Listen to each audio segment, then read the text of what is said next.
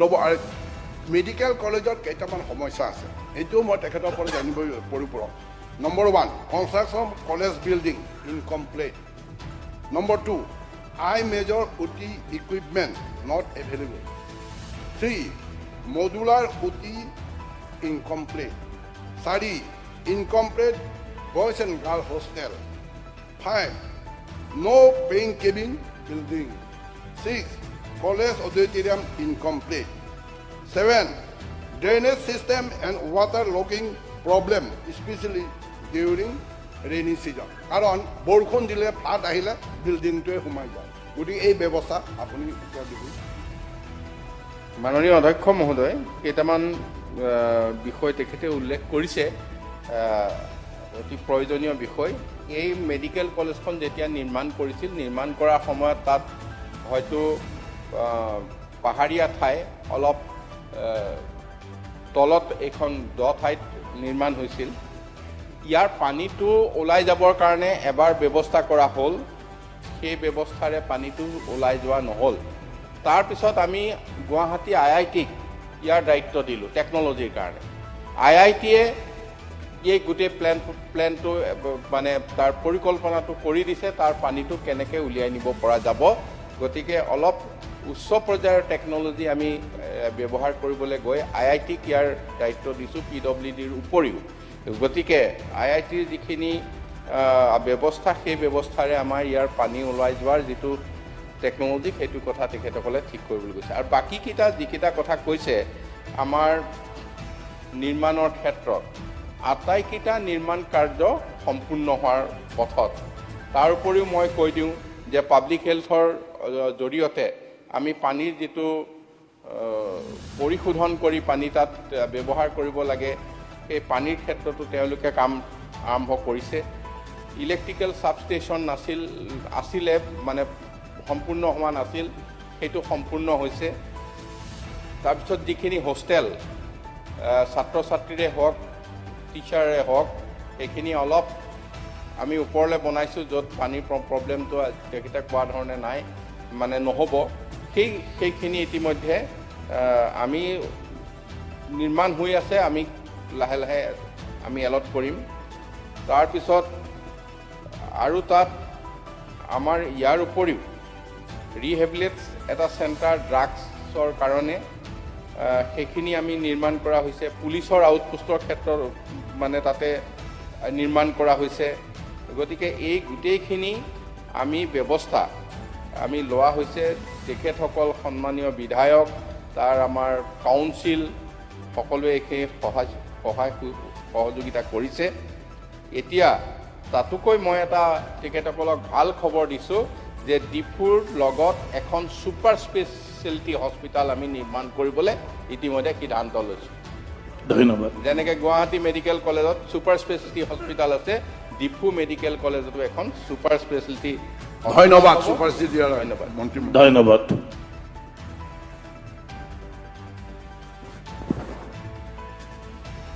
Question number 181.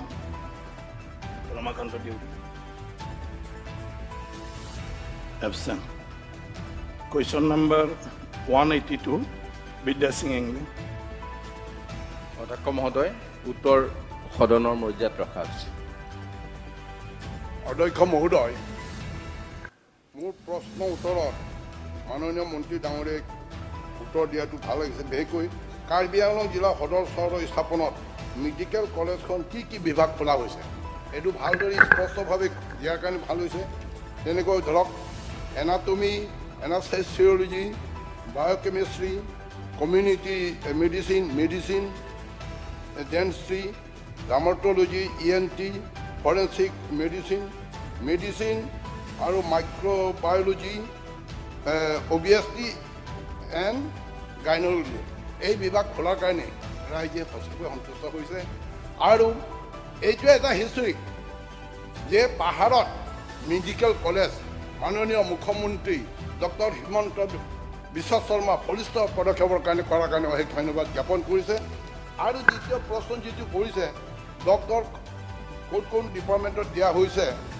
এইটো দিয়া হৈছে এইটো ভাল লাগিছে আৰু এই ডাক্তৰবিলাকৰ ভিতৰত কাৰ্বি ল'ৰা আৰু ছোৱালী ডক্টৰ 23জনমান আছে যেনেকৈ ধৰক প্ৰফেচৰো হৈছে আমাৰ পিনপো তেৰণ মেডিচিন আমাৰ ধৰম সিং তেৰণ আদি কৰি 23জন তেওঁলোকে মানে যোগদান কৰাৰ কাৰণে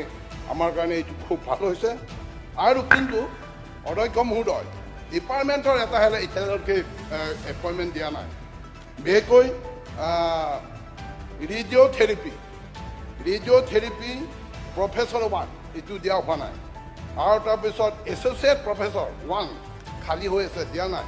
আৰু তাৰপিছত ডেমনষ্ট্ৰেটৰ ৰেজিষ্টাৰ 3 তাৰপিছত এছিষ্টেণ্ট প্ৰফেচৰ 2টা এইটো মই মন্ত্ৰী মহোদয়ৰ পৰা জানিব বিচাৰিছোঁ যে এইটো কেতিয়া হ'ব দিব মাননীয় অধ্যক্ষ মহোদয়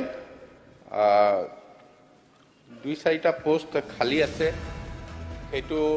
আমি প্ৰমোচনৰ জৰিয়তে এই খালী থকা পদসমূহ পূৰণ কৰিবলৈ চেষ্টা কৰি আছোঁ আৰু যিটো ডেমনষ্ট্ৰেটৰৰ কথা কৈছে এই ক্ষেত্ৰত আমি কেইটামান বিভাগৰ বিশেষকৈ বেছিক ছায়েন্সৰ মানে এনাটমি হওক ফিজিঅ'লজি হওক এইখিনিত পি জি কৰা